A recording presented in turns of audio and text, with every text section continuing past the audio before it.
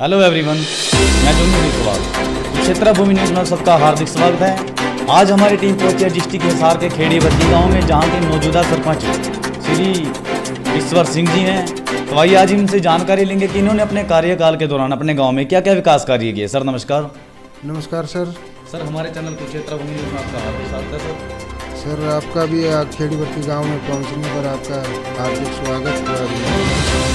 Sir हम जानना चाहते हैं कि आपने अपने कार्यकाल के दौरान अपने गांव में क्या क्या विकास कार्य किए। देखो जी, गांव में जो सरपंच बनते हैं अपनी भूमिका निभाने के लिए विकास कार्य में बढ़ चढ़ के हिस्सा लेते हैं, लेकिन ये जो विकास कार्य है गली है, नाली है और कुछ जो कार्य सरपंच की मजबूरियाँ होती है कार्य करवाना, सरकार ने पैसा दिया उनका अनुदान लाना। लेकिन हमारा तात्पर्य सरपंच बनने का एक ही लक्ष्य था कि जब भी हम गांव में हाथ जोड़कर वोट मांगने के निकले तो गांव को विकासशील या शिक्षित कैसे करना है। तो हम गांव के हर युवा बच्चों को, माता बहनों को, वृद्ध को, नौजवान साथियों को एक वोट मांगने से पहले एक ही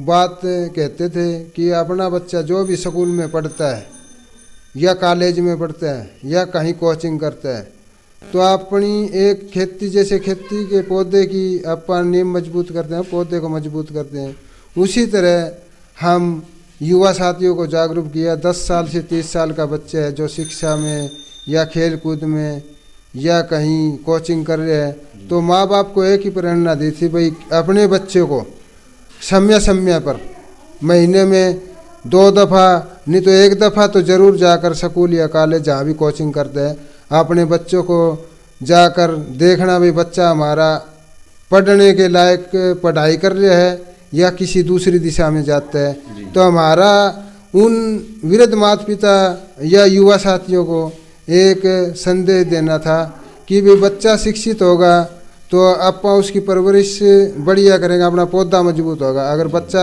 बढ़िया पढ़े लिखेगा तो बच्चे का हमारा गांव का नाम रोशन भी होगा, खेल की तरफ भी चलेगा।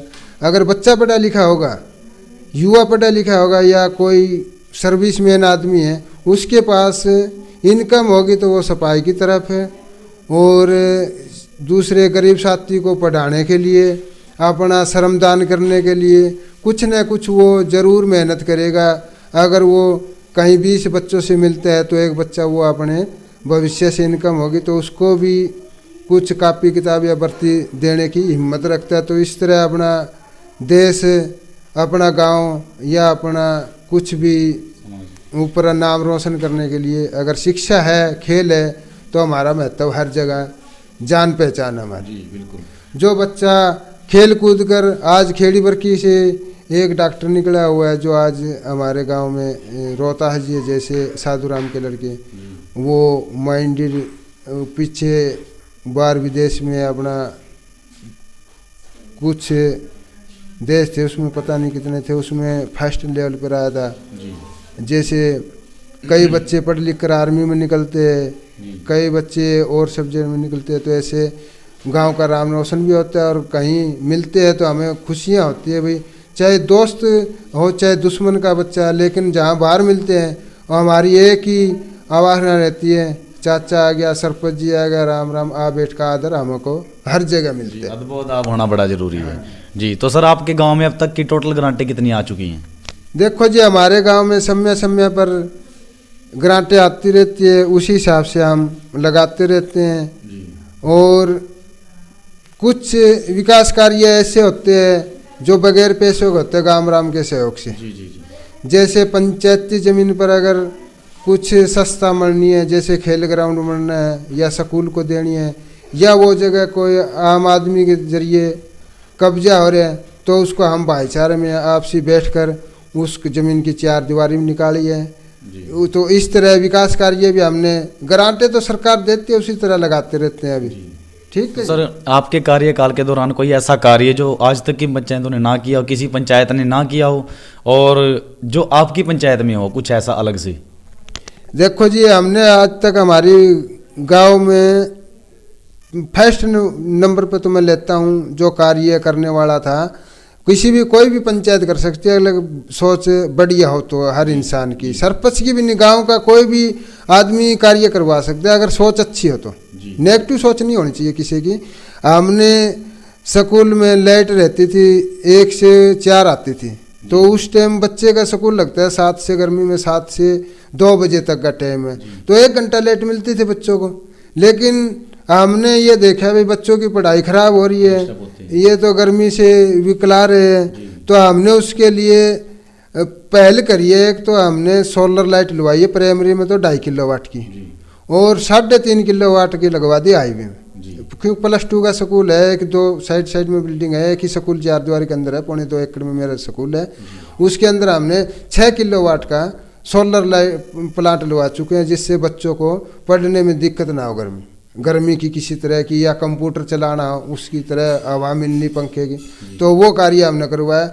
और एक कार्य हमारा 40 सालों से, एक फिरनी थी 22 फुट चौड़ी और 70 फुट लंबी, किसी मान लो चकबंदी अधिकारी से गलती होने के कारण वो प्लाट पूरा बिक चुका था, लेकिन वो गली अब कहीं आगे एसओ साहब के केस लगा, उसको बहाल करवा के 4 साल केस चलने के बाद में वो 22 फुट की फिरनी अब हमने निकलवाई है। केस चला 4 साल, फिर हमने आपसी में भाईचारे में मिलजुल कर ग्राम पंचायत और उस पार्टी के खिलाफ चला जो जिसके घर से गली निकली, लेकिन फिर भी केस चलने के बाद भी हमने बढ़िया भूमिका निभाई है। भाईचारे से आपसी विवाद को मिटाकर हमने वो गली निकलवा ली। क्या बात है। कहते हैं कि जो बात प्यार में होती है वो बात तकरार में नहीं होती। और सर हम जानना चाहते हैं कि फिर से गांव अगर आपको ये सेवा करने का मौका दे तो आप गांव में क्या क्या फैसिलिटी उपलब्ध कराना चाहते हैं गांव के प्रति? देखो जी, गांव की जिस तरह डिमांडें आती है, और गांव का एक भाईचारा एक ऐसी चीज है, गांव हमारा एक भाईचारे पर निर्भर होता है। पंचायत किसको कहते हैं?